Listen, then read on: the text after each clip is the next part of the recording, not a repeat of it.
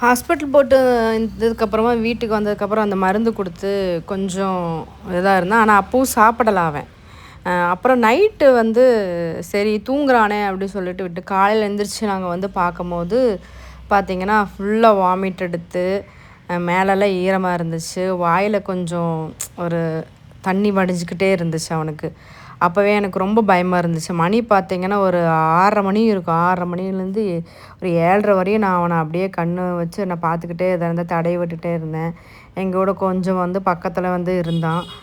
அப்புறம் ரொம்ப சோர்ந்து போயிட்டான். ஆனால் சாப்பிடாதனால ரொம்ப இதாகிட்டான். ஆனால் நல்லா அவ்வளோ சாப்பிடுவான். அவனுக்கு சாப்பிட்டா தீராது, அப்படி சாப்பிடுவான்.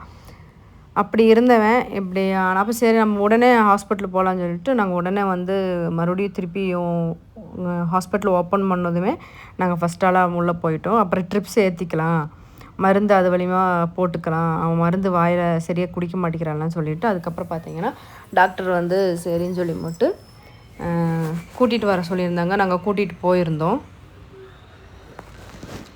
அப்புறம் கூட்டிகிட்டு போனதுக்கப்புறம் பார்த்திங்கன்னா டாக்டர் ட்ரிப்ஸ் போட்டுக்கலான்னு சொல்லிவிட்டு ட்ரிப்ஸ் போட்டாச்சு. கையில் கொஞ்சம் ஹேர்லாம் ரிமூவ் பண்ணி ட்ரிப்ஸ் போட்டாங்க. ட்ரிப்ஸ் போட்டப்போ கொஞ்சம் அங்கிட்டு இங்கிட்டு ஓட பார்த்தான் ஊசி குத்தும் போது. அப்புறம் அமைதியாகிட்டான். அப்படி ரொம்ப அமைதியாக அப்படியே படுத்துட்டான். கொஞ்ச நேரம் அமைதியாக தூங்கிட்டு இருந்தான். அதுக்கப்புறம் தான் அப்புறம் வீட்டுக்கு வந்ததுக்கப்புறம் கொஞ்ச நேரத்தில் சத்தியமாக எதிர்பார்க்கல பட்டு எங்களை விட்டு போயிடுவான்னு, இறந்துட்டான். அப்படி என் கூடயே தான் இருப்பான், துருதுருன்னு இருப்பான். இது எடுத்த வீடியோ. அவ்வளோ துருதுருன்னு இருந்தவன் திடீர்னு ஒரு ஃபீவர் வந்ததுமே அவனை ரொம்ப இந்த அளவுக்கு தாக்குங்கிறத நினச்சே பார்க்கல. நான் இப்போ வரையும் மிஸ் பண்ணுறேன். பட்டு போய் 3 வீக்ஸ் ஆயிடுச்சு.